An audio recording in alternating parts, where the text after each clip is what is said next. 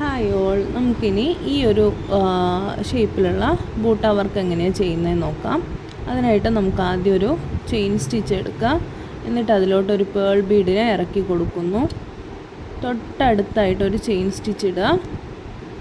അതിനോട് ചേർത്ത് ഒരു ചെയിൻ ലോക്കും കൂടെ ഇട്ട് കൊടുക്കുക. എന്നിട്ടിനി നമ്മൾ ഷുഗർ ബീഡ്സ് വെച്ചിട്ട് റൗണ്ട് ചെയ്യുവാണ്.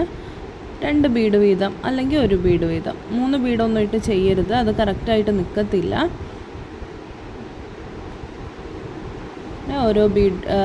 ഓരോ ബീഡ് അല്ലെങ്കിൽ 2 ബീഡ് വീതം ഇട്ടിട്ട് ചെയിൻ ഇട്ടിങ്ങനെ റൗണ്ട് ചെയ്യുക. ബീഡിനോട് ചേർത്തിടാൻ നോക്കുക. സെൻറ്ററിൽ വരുന്ന ബീഡിനോട് ചേർത്തിടാനായിട്ട് നോക്കണം.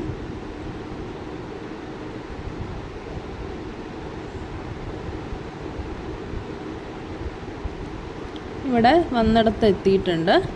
നമ്മൾ അകത്തേക്ക്, അതായത് ഈ ചെയ്തതിൻ്റെ ഉള്ളിലേക്ക് നമ്മളൊരു ചെയിൻ സ്റ്റിച്ച് എടുത്ത് കൊടുക്കണം. എന്നിട്ട് അതിൻ്റെ ഉള്ളിൽ തന്നെയാണ് നമ്മൾ എൻഡ് ലോക്ക് ഇടേണ്ടത്. അപ്പോഴാണ് പ്രോപ്പറായിട്ടത് ഫിക്സായിട്ട് നിൽക്കത്തുള്ളൂ.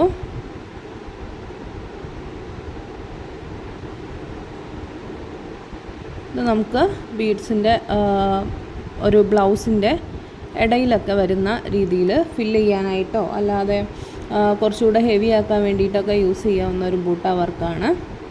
ഇതിപ്പോൾ നെക്കിലാണ് ഇവിടെ ചെയ്യുന്നത്. സിമ്പിളായിട്ട് ചെയ്യാൻ പറ്റിയിട്ടുള്ള ഒരു ബൂട്ട വർക്കാണിത്.